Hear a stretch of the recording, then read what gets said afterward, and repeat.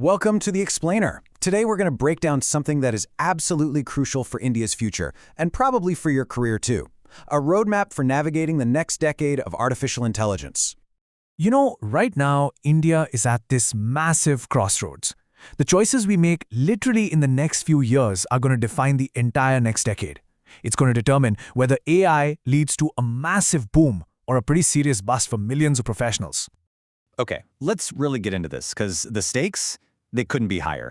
We're staring down two completely different paths. On one side, we could see a loss of 1.5 million tech jobs, but on the other, we could create 4 million brand new ones by 2031. It's a choice between stagnation and actually becoming a world leader in AI. And look, this isn't just some abstract, high-level tech talk. We're talking about a huge national decision that has very real, very personal consequences for every single professional in the country. It's about shaping the future of our entire economy. And it's not just us saying this. Leaders from Niti Aayog are pointing out that the speed of this change is just staggering. AI is rewriting the rulebook faster than our policies, our university courses, or even our companies can adapt. It forces us to think in a totally new way. You see, we've had these AI winters before, right? Times when the hype died down and progress kind of stalled. But this time, nope. This is different. We are in the era of AI Gen 4. It's this perfect storm of massive computing power, unbelievable amounts of data and tools that pretty much anyone can access. This wave is not going away. It is here to stay. So to really wrap our heads around what this wave is doing, we've got to look at it from 3 different angles. It's affecting the work we do, the skills of the individual worker, and the structure of the entire workforce. Okay, let's make this super concrete. I want you to meet Rekha. She's a junior QA engineer.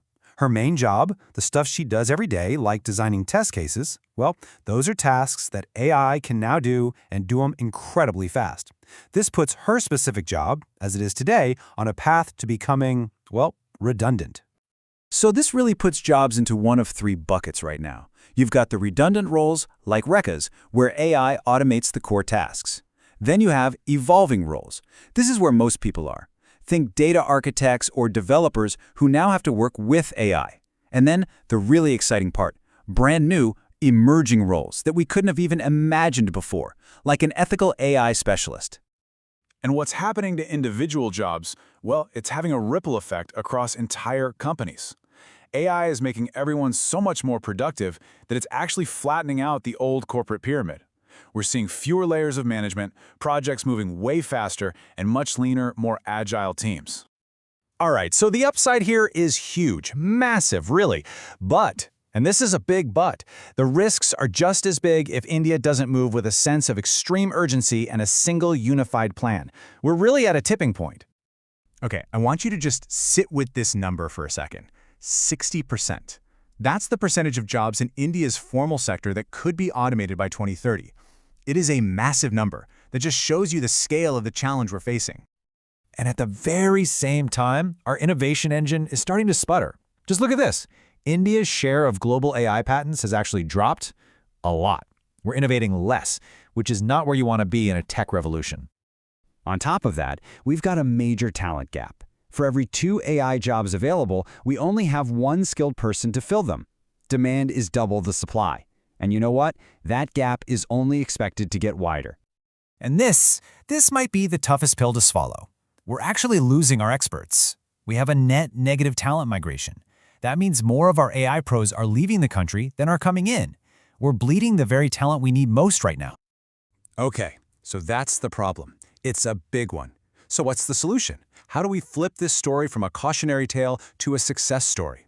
Well, the answer proposed is a big, bold national effort, the India AI Talent Mission.